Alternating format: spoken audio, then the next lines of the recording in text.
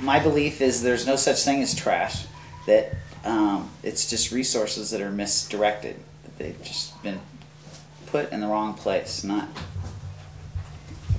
dealt with properly.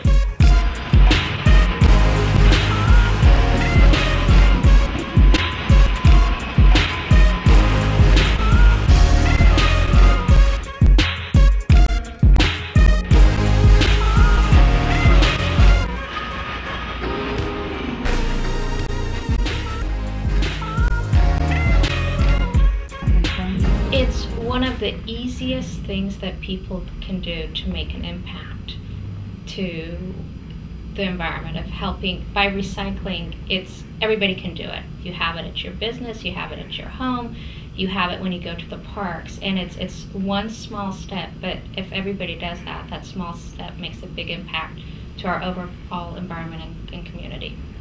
Yeah, I'd say it's a way that everybody can maximize the use of the resources that have already been, I guess, taken from nature. By instead of harvesting more trees, let's put that paper to a good use. Or with a number on it, you might find a piece of styrofoam that will have a plastic number on there, and you think, okay, it fits in this program, when in fact that doesn't actually get recycled through the process.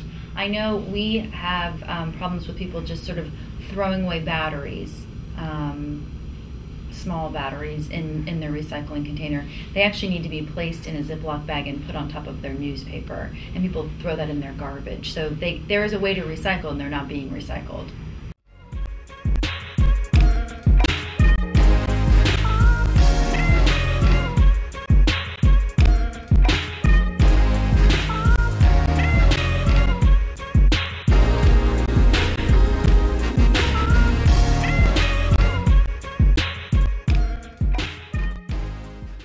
Some things are better if you just don't produce them in general and don't have them, and many communities have looked at and have incorporated bans on things like plastic bags, and others are considering them.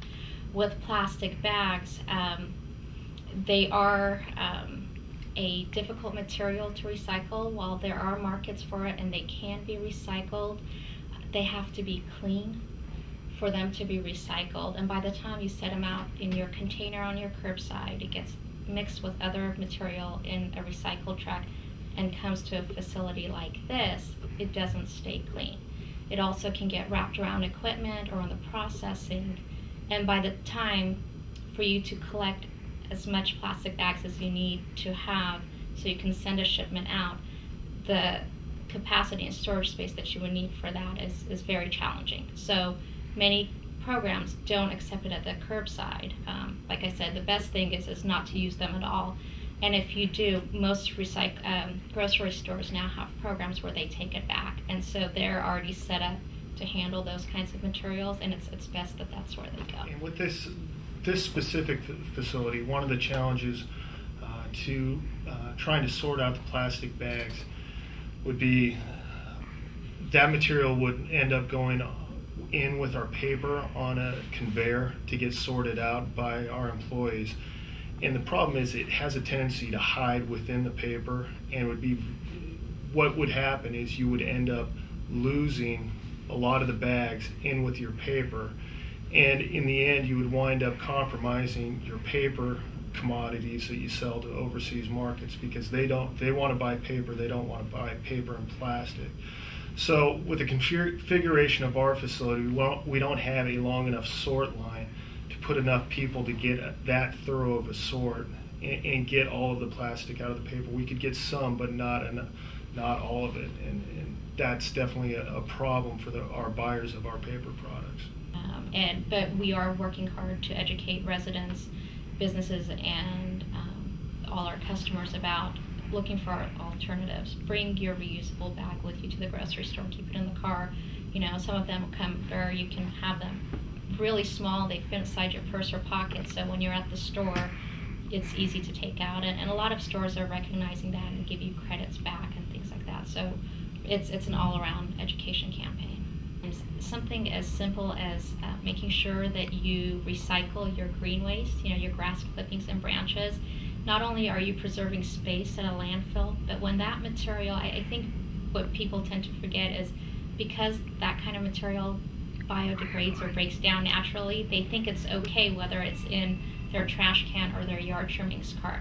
But when that banana peel ends up going to the landfill, it breaks down and turns into methane gas, which is 23 times stronger than carbon dioxide and is a greenhouse gas. So by taking those kinds of things and keeping them out of the landfill, you're doing more than just one way of preserving the environment. I would say to everybody, go ahead and set yourself a goal within your household. I did this with my kids, and they really enjoyed it. We had a particular size garbage can, and we actually said, let's just get this next smaller garbage can, and that's our goal. Let's see if we can do it. And that requires us to not only make sure that we're sorting out all the recyclable materials out of our garbage can, it also makes us make better decisions when we're at the store to really look at what kind of packaging we're buying with the products that we want, and really question whether or not you can fix something in your house versus replacing it. So I encourage people to set a goal and try to live within that goal, and that way you can actually see the success as you're achieving the results that you're shooting for. You reduced your carbon footprint. Yeah. I think that's important. I would just say people sort of get overwhelmed with the idea of recycling and all the things that they need to do, and it can just be baby steps, but that everyone should do something. And when you're out in the public at events at the park, to think twice about where you're disposing your items and if they're recyclable, and making sure you do that. And if you don't see the option to recycle, then I think it's the responsibility that we should take the responsibility to make that initiative and make sure that whoever is operating that facility has that available to its customers and to the public.